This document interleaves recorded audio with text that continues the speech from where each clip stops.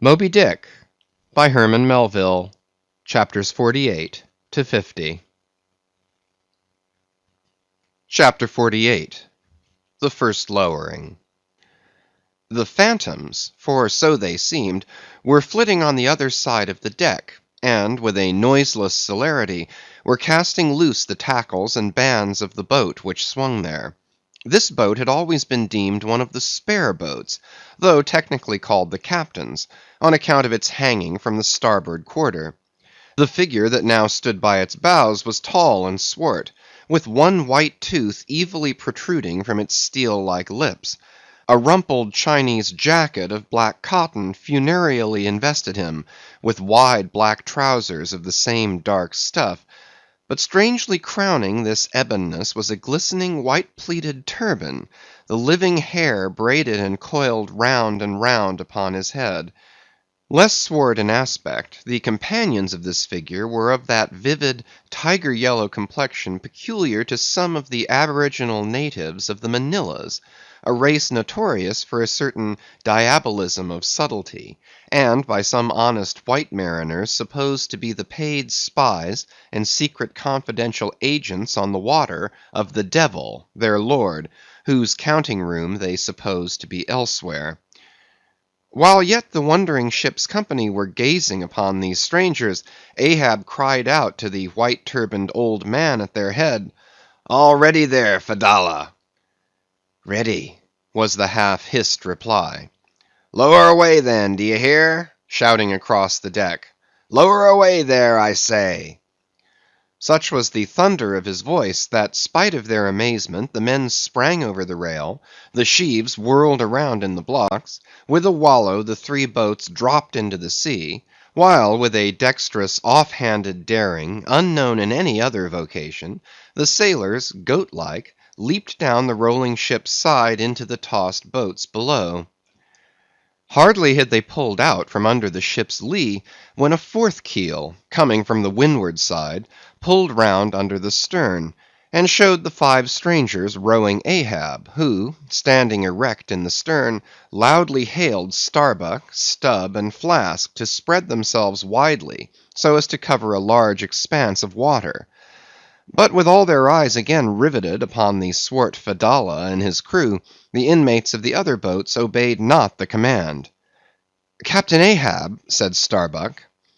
"Spread yourselves," cried Ahab. "Give way, all four boats. Thou, Flask, pull out more to leeward." "Aye, aye, sir," cheerfully cried little Kingpost, sweeping round his great steering oar. "Lay back," addressing his crew. "There, there. There again! There she blows right ahead, boys! Lay back! Never heed yonder yellow boys, Archie." "Oh, I don't mind 'em, sir," said Archie. "I knew it all before now. Didn't I hear 'em in the hold? And didn't I tell Cabaco here of it? What say ye, Cabaco? They're stowaways, Mr. Flask."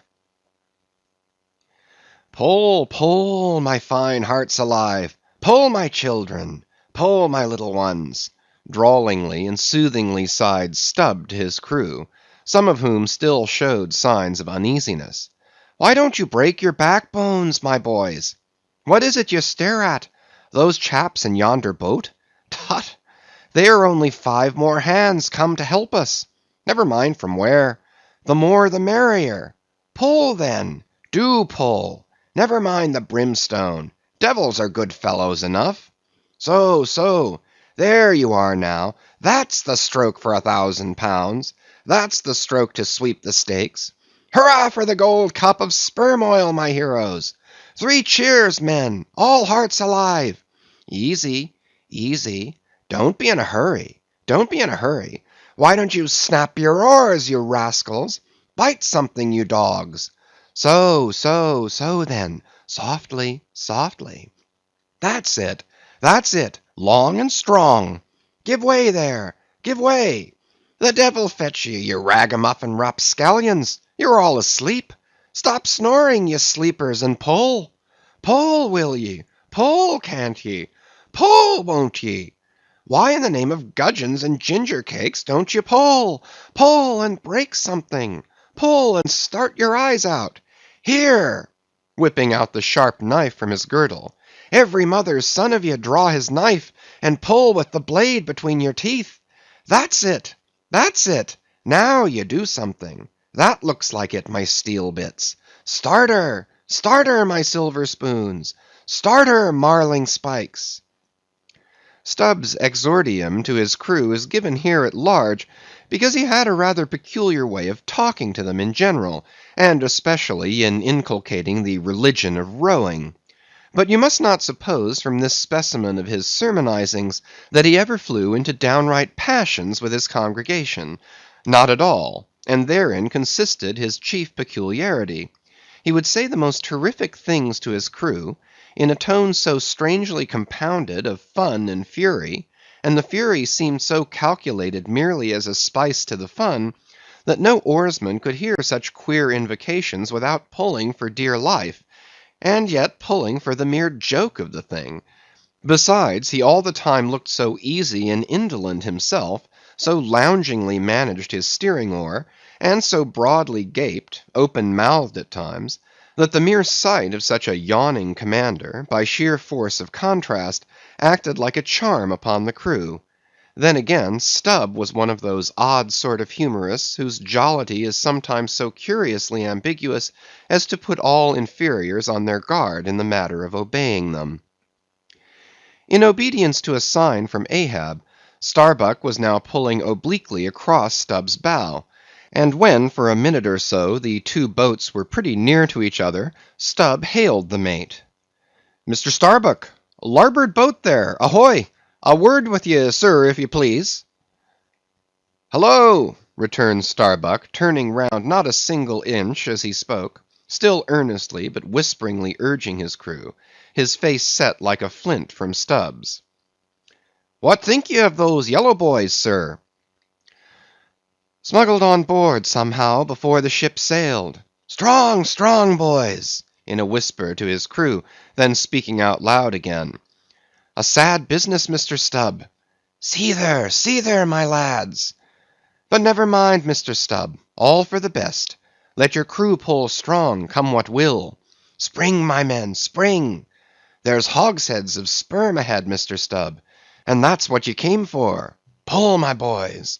Sperm's the play. This at least is duty and profit hand in hand." "Aye, I thought as much," soliloquized Stubb, when the boats diverged. "As soon as I clapped eye on 'em, I thought so. Aye, that's what he went into the afterhold for so often, as Doughboy long suspected. They were hidden down there. The white whale's at the bottom of it. Well, so be it. Can't be helped. All right, give way, men. It ain't the white whale today. Give way." Now the advent of these outlandish strangers at such a critical instant as the lowering of the boats from the deck, this had not unreasonably awakened a sort of superstitious amazement in some of the ship's company. But Archy's fancied discovery having some time previous got abroad among them, though indeed not credited then, this had in some small measure prepared them for the event. It took off the extreme edge of their wonder.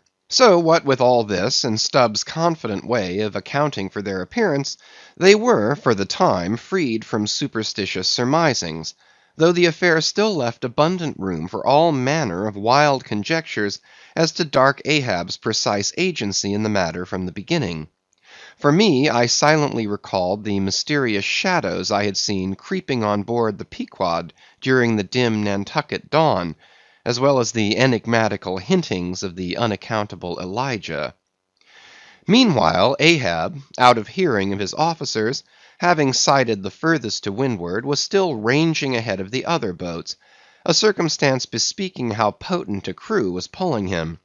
Those tiger-yellow creatures of his seemed all steel and whalebone; like 5 trip-hammers they rose and fell with regular strokes of strength, which periodically started the boat along the water like a horizontal burst boiler out of a Mississippi steamer. As for Fedallah, who was seen pulling the harpooneer oar, he had thrown aside his black jacket, and displayed his naked chest with the whole part of his body above the gunwale, clearly cut against the alternating depressions of the watery horizon; while at the other end of the boat Ahab, with one arm like a fencer's thrown half backward into the air, as if to counterbalance any tendency to trip, Ahab was seen steadily managing his steering oar, as in 1,000 boat lowerings ere the white whale had torn him. All at once the outstretched arm gave a peculiar motion, and then remained fixed, while the boat's 5 oars were seen simultaneously peaked. Boat and crew sat motionless on the sea. Instantly the 3 spread boats in the rear paused on their way. The whales had irregularly settled bodily down into the blue, thus giving no distantly discernible token of the movement, though from his closer vicinity Ahab had observed it. "Every man, look out along his oars!" cried Starbuck. "Thou, Queequeg, stand up!" Nimbly springing up on the triangular raised box in the bow, the savage stood erect there, and with intensely eager eyes gazed off towards the spot where the chase had last been descried. Likewise upon the extreme stern of the boat, where it was also triangularly platformed level with the gunwale, Starbuck himself was seen coolly and adroitly balancing himself to the jerking tossings of his chip of a craft, and silently eyeing the vast blue eye of the sea. Not very far distant Flask's boat was also lying breathlessly still, its commander recklessly standing upon the top of the loggerhead, a stout sort of post rooted in the keel, and rising some 2 feet above the level of the stern platform. It is used for catching turns with the whale line. Its top is not more spacious than the palm of a man's hand, and standing upon such a base as that, Flask seemed perched at the masthead of some ship which had sunk to all but her trucks. But Little King Post was small and short, and at the same time Little King Post was full of a large and tall ambition, so that this loggerhead standpoint of his did by no means satisfy King Post. "I can't see 3 seas off. Tip us up an oar there, and let me on to that." Upon this Daggoo, with either hand upon the gunwale to steady his way, swiftly slid aft, and then erecting himself, volunteered his lofty shoulders for a pedestal. "Good a masthead as any, sir. Will you mount?" "That I will, and thank you very much, my fine fellow. Only I wish you 50 feet taller." Whereupon, planting his feet firmly against 2 opposite planks of the boat, the gigantic negro, stooping a little, presented his flat palm to Flask's foot, and then putting Flask's hand on his hearse-plumed head, and bidding him spring as he himself should toss, with one dexterous fling landed the little man high and dry on his shoulders. And here was Flask now standing, Daggoo with one lifted arm furnishing him with a breastband to lean against and steady himself by. At any time it is a strange sight to the tyro to see with what wondrous habitude of unconscious skill the whaleman will maintain an erect posture in his boat, even when pitched about by the most riotously perverse and cross-running seas. Still more strange to see him giddily perched upon the loggerhead itself under such circumstances. But the sight of little Flask mounted upon gigantic Daggoo was yet more curious, for sustaining himself with a cool, indifferent, easy, unthought of, barbaric majesty, the noble negro to every roll of the sea harmoniously rolled his fine form. On his broad back, flaxen-haired Flask seemed a snowflake. The bearer looked nobler than the rider. Though truly vivacious, tumultuous, ostentatious little Flask would now and then stamp with impatience, but not one added heave did he thereby give to the negro's lordly chest. So have I seen passion and vanity stamping the living magnanimous earth, but the earth did not alter her tides and her seasons for that. Meanwhile Stubb, the third mate, betrayed no such far-gazing solicitudes. The whales might have made one of their regular soundings, not a temporary dive from mere fright. And if that were the case, Stubb, as his wont in such cases it seems, was resolved to solace the languishing interval with his pipe. He withdrew it from his hatband, where he always wore it aslant like a feather. He loaded it, and rammed home the loading with his thumb end. But hardly had he ignited his match across the rough sandpaper of his hand, when Tashtego, his harpooneer, whose eyes had been setting to windward like two fixed stars, suddenly dropped like light from his erect attitude to his seat, crying out in a quick frenzy of hurry, "Down, down all, and give way! There they are!" To a landsman, no whale, nor any sign of a herring would have been visible at that moment, nothing but a troubled bit of greenish-white water, and thin scattered puffs of vapor hovering over it, and suffusingly blowing off to leeward, like the confused scud from white rolling billows. The air around suddenly vibrated and tingled, as it were, like the air over intensely heated plates of iron. Beneath this atmospheric waving and curling, and partially beneath a thin layer of water also, the whales were swimming. Seen in advance of all the other indications, the puffs of vapor they spouted seemed their forerunning couriers and detached flying outriders. All 4 boats were now in keen pursuit of that one spot of troubled water and air. But it bade fair to outstrip them. It flew on, as a mass of interblending bubbles borne down a rapid stream from the hills. "Pull, pull, my good boys," said Starbuck in the lowest possible, but intensest concentrated whisper to his men, while the sharp fixed glance from his eyes darted straight ahead of the bow, almost seemed as 2 visible needles in 2 unerring binnacle compasses. He did not say much to his crew, though, nor did his crew say anything to him. Only the silence of the boat was at intervals startlingly pierced by one of his peculiar whispers, now harsh with command, now soft with entreaty. How different the loud little king-post! "Sing out and say something, me hearties! Roar and pull, my thunderbolts! Beach me on their black backs, boys! Only do that for me, and I'll sign over to you my Martha's Vineyard plantation, boys, including wife and children, boys. Lay me on! Lay me on! Oh, Lord, Lord, but I shall go stark, staring mad! See that white water!" And so shouting, he pulled his hat from his head, and stamped up and down on it, then picking it up, flirted it far off upon the sea, and finally fell to rearing and plunging in the boat's stern like a crazed colt from the prairie. "Look at that chap now," philosophically drawled Stubb, who, with his unlighted short pipe, mechanically retained between his teeth at a short distance, followed after. "He's got fits, that flask has." "Fits? Yes, give him fits. That's the very word. Pitch fits into 'em. Merrily, merrily, hearts alive.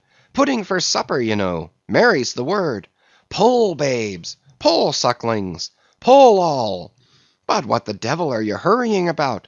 Softly, softly, and steadily, my men.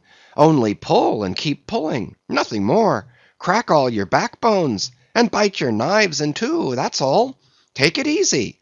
Why don't you take it easy, I say, and burst all your livers and lungs?" But what it was that inscrutable Ahab said to that tiger yellow crew of his, these were words best omitted here, for you live under the blessed light of the evangelical land. Only the infidel sharks in the audacious seas may give ear to such words, when with tornado brow, and eyes of red murder, and foam-glued lips, Ahab leaped after his prey. Meanwhile all the boats tore on. The repeated specific allusions of Flask to that whale, as he called the fictitious monster which he declared to be incessantly tantalizing his boat's bow with its tail, these allusions of his were at times so vivid and lifelike, that they would cause some one or two of his men to snatch a fearful look over the shoulder. But this was against all rule, for the oarsmen must put out their eyes and ram a skewer through their necks, usage pronouncing that they must have no organs but ears, and no limbs but arms in these critical moments. It was a sight full of quick wonder and awe. The vast swells of the omnipotent sea, the surging hollow roar they made as they rolled along the 8 gunwales, like gigantic bowls in a boundless bowling green, the brief suspended agony of the boat, as it would tip for an instant on the knife-like edge of the sharper waves, that almost seemed threatening to cut it in two, the sudden profound dip into the watery glens and hollows, the keen spurrings and goadings to gain the top of the opposite hill, the headlong, sled-like slide down its other side, all these, with the cries of the headsmen and harpooneers, and the shuddering gasps of the oarsmen, with the wondrous sight of the ivory Pequod bearing down upon her boats with outstretched sails, like a wild hen after her screaming brood, all this was thrilling. Not the raw recruit, marching from the bosom of his wife into the fever heat of his first battle, not the dead man's ghost encountering the first unknown phantom in the other world, neither of these can feel stranger and stronger emotions than that man does who, for the first time, finds himself pulling into the charmed, churned circle of the hunted sperm whale. The dancing white water made by the chase was now becoming more and more visible, owing to the increasing darkness of the dun cloud shadows flung upon the sea. The jets of vapor no longer blended, but tilted everywhere to right and left. The whales seemed separating their wakes. The boats were pulled more apart, Starbuck giving chase to 3 whales running dead to leeward. Our sail was now set, and with the still rising wind we rushed along, the boat going with such madness through the water that the lee oars could scarcely be worked rapidly enough to escape being torn from the rowlocks. Soon we were running through a suffusing wide veil of mist, neither ship nor boat to be seen. "Give way, men," whispered Starbuck, drawing still further aft the sheet of his sail. "There is time to kill a fish yet before the squall comes. There's white water again. Close to! Spring!" Soon after, 2 cries in quick succession on each side of us denoted that the other boats had got fast, but hardly were they overheard when, with a lightning-like, hurtling whisper, Starbuck said, "Stand up!" and Queequeg, harpoon in hand, sprang to his feet.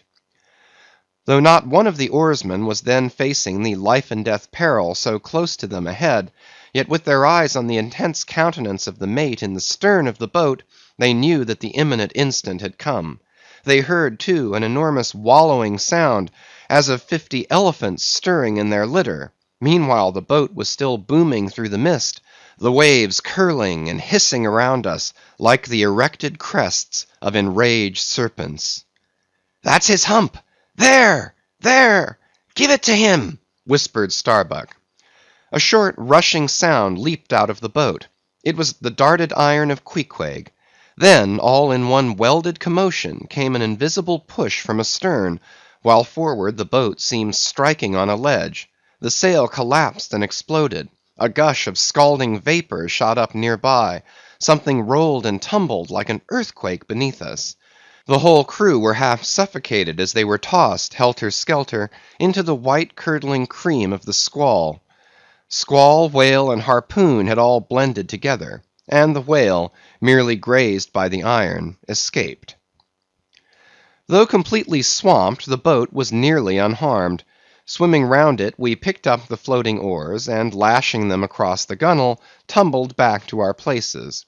There we sat up to our knees in the sea, the water covering every rib and plank, so that to our downward gazing eyes the suspended craft seemed a coral boat grown up to us from the bottom of the ocean. The wind increased to a howl, the waves dashed their bucklers together, the whole squall roared, forked, and crackled around us like a white fire upon the prairies, in which, unconsumed, we were burning, immortal in these jaws of death. In vain we hailed the other boats; as well roar to the live coals down the chimney of a flaming furnace, as hail those boats in that storm. Meanwhile the driving scud, rack, and mist grew darker with the shadows of night. No sign of the ship could be seen. The rising sea forbade all attempts to bail out the boat. The oars were useless as propellers, performing now the office of life preservers. So, cutting the lashing of the waterproof match keg, after many failures, Starbuck contrived to ignite the lamp in the lantern. Then, stretching it on a waif pole, handed it to Queequeg as the standard bearer of this forlorn hope. There, then, he sat, holding up that imbecile candle in the heart of that almighty forlornness. There, then, he sat, the sign and symbol of a man without faith, hopelessly holding up hope in the midst of despair. Wet, drenched through, and shivering cold, despairing of ship or boat, We lifted our eyes as the dawn came on. The mist still spread over the sea, the empty lantern lay crushed in the bottom of the boat. Suddenly Queequeg started to his feet, hollowing his hand to his ear. We all heard a faint creaking as of ropes and yards hitherto muffled by the storm. The sound came nearer and nearer. The thick mists were dimly parted by a huge, vague form. Affrighted, we all sprang into the sea, as the ship at last loomed into view, bearing right down upon us within a distance not much more than its length. Floating on the waves, we saw the abandoned boat. As for one instant it tossed and gaped beneath the ship's bows like a chip at the base of a cataract. And then the vast hull rolled over it, and it was seen no more till it came up weltering astern. Again we swam for it, were dashed against it by the seas, and were at last taken up and safely landed on board. Ere the squall came close to, the other boats had cut loose from their fish, and returned to the ship in good time. The ship had given us up, but was still cruising, if haply it might light upon some token of our perishing, an oar or a lance pole. Chapter 49. The Hyena. There are certain queer times and occasions in this strange mixed affair we call life, when a man takes this whole universe for a vast practical joke, though the wit thereof he but dimly discerns, and more than suspects that the joke is at nobody's expense but his own. However, nothing dispirits and nothing seems worth while disputing. He bolts down all events, all creeds and beliefs and persuasions, all hard things visible and invisible, never mind how knobby, as an ostrich of potent digestion gobbles down bullets and gun-flints. And as for small difficulties and worryings, prospects of sudden disaster, peril of life and limb, all these, and death itself, seem to him only sly, good-natured hits, and jolly punches in the side bestowed by the unseen and unaccountable old joker. That odd sort of wayward mood I am speaking of comes over a man only in some time of extreme tribulation. It comes in the very midst of his earnestness, so that what just before might have seemed to him a thing most momentous, now seems but a part of the general joke. There is nothing like the perils of whaling to breed this free and easy sort of genial desperado philosophy, and with it I now regarded this whole voyage of the Pequod, and the great white whale its object. Queequeg, said I, when they had dragged me, the last man, to the deck, and I was still shaking myself in my jacket to fling off the water, Queequeg, my fine friend, does this sort of thing often happen? Without much emotion, though soaked through just like me, he gave me to understand that such things did often happen. Mr. Stubbs, said I, turning to that worthy, who, buttoned up in his oil jacket, was now calmly smoking his pipe in the rain. Mr. Stubb, I think I have heard you say, that of all whalemen you ever met, our chief mate, Mr. Starbuck, is by far the most careful and prudent. I suppose, then, that going plump on a flying whale with your sail set in a foggy squall is the height of a whaleman's discretion. Certain. I've lowered for whales from a leaking ship in a gale off Cape Horn. Mr. Flask, said I, turning to little Kingpost, who was standing close by, you are experienced in these things, and I am not. Will you tell me whether it is an unalterable law in this fishery, Mr. Flask, for an oarsman to break his own back, pulling himself back foremost into death's jaws? Can't you twist that smaller? Said Flask. Yes, that's the law. I should like to see a boat's crew backing water up to a whale face foremost. Ha ha! The whale would give them squint for squint, mind that. Here then, from three impartial witnesses, I had a deliberate statement of the entire case.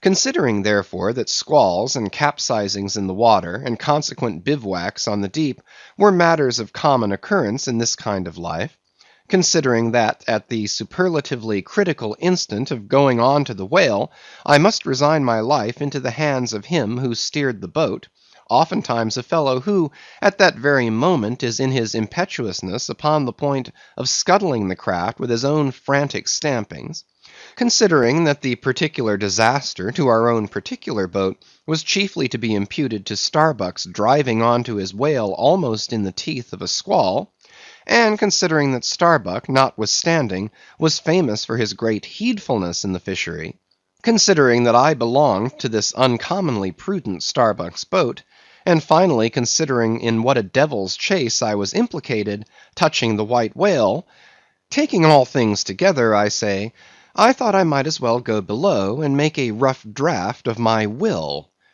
Queequeg, said I, come along. You shall be my lawyer, executor, and legatee.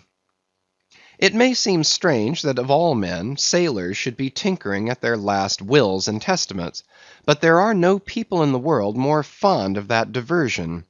This was the 4th time in my nautical life that I had done the same thing. After the ceremony was concluded, upon the present occasion, I felt all the easier. A stone was rolled away from my heart. Besides, all the days I should now live would be as good as the days that Lazarus lived after his resurrection. A supplementary clean gain of so many months or weeks, as the case might be. I survived myself. My death and burial were locked up in my chest. I looked round me tranquilly and contentedly, like a quiet ghost with a clean conscience sitting inside the bars of a snug family vault. Now then, thought I, unconsciously rolling up the sleeves of my frock, here goes for a cool, collected dive at death and destruction, and the devil fetch the hindmost. Chapter 50. Ahab's Boat and Crew. Fedallah. "Who would have thought it, Flask?" cried Stubb. "If I had but one leg, you would not catch me in a boat, unless maybe to stop the plug hole with my timber toe. Ha! He's a wonderful old man." "I don't think it's so strange, after all, on that account," said Flask. "If his leg were off at the hip, now, it would be a different thing. That would disable him. But he has one knee, and a good part of the other left, you know." "I don't know that, my little man. I never yet saw him kneel." Among whale-wise people it has often been argued whether, considering the paramount importance of his life to the success of the voyage, it is right for a whaling captain to jeopardize that life in the active perils of the chase.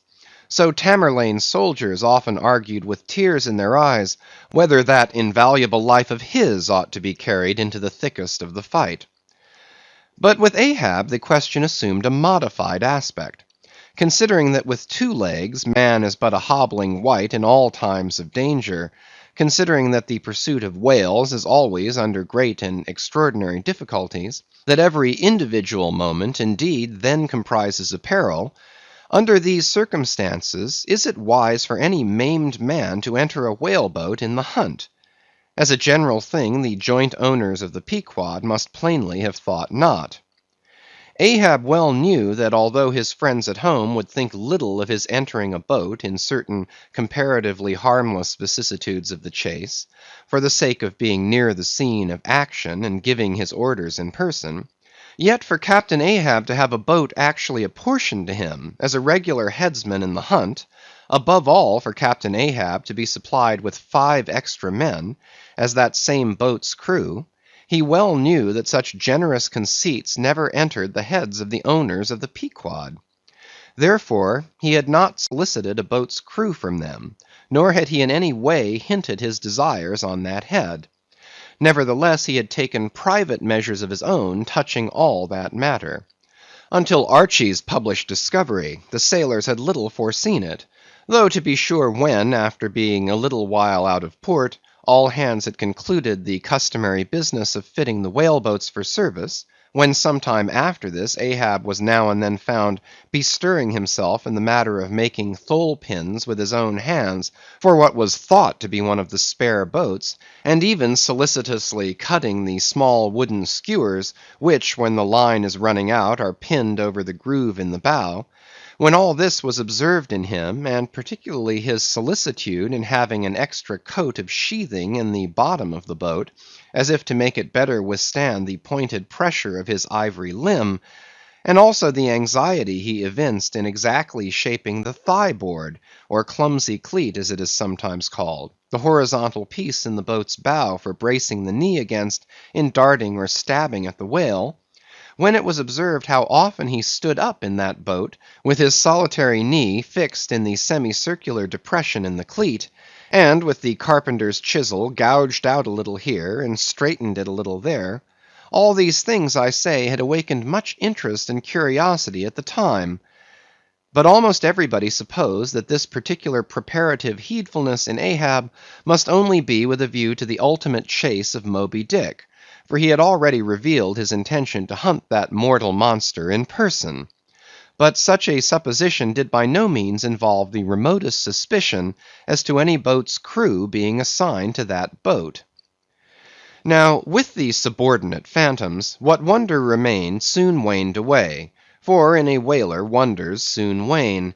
Besides, now and then such unaccountable odds and ends of strange nations come up from the unknown nooks and ash-holes of the earth to man these floating outlaws of whalers, and the ships themselves often pick up such queer castaway creatures, found tossing about the open sea on planks, bits of wreck, oars, whaleboats, canoes, blown-off Japanese junks, and what not, that Beelzebub himself might climb up the side and step down into the cabin to chat with the captain, and it would not create any unsubduable excitement in the forecastle. But be all this as it may, certain it is, that while these subordinate phantoms soon found their place among the crew, though still, as it were, somehow distinct from them, yet that hair-turbaned Fedallah remained a muffled mystery to the last. Whence he came in a mannerly world like this, by what sort of unaccountable tie he soon evinced himself to be linked with Ahab's peculiar fortunes, nay, so far as to have some sort of half-hinted influence, heaven knows. But it might have been even authority over him. All this none knew. But one cannot sustain an indifferent air concerning Fedallah. He was such a creature as civilized domestic people in the temperate zone only see in their dreams, and that but dimly, but the like of whom now and then glide among the unchanging Asiatic communities, especially the Oriental isles to the east of the continent, those insulated, immemorial, unalterable countries, which even in these modern days still preserve much of the ghostly aboriginalness of the earth's primal generations, when the memory of the first man was a distinct recollection, and all men his descendants, unknowing whence he came, eyed each other as real phantoms, and asked of the sun and the moon why they were created, and to what end.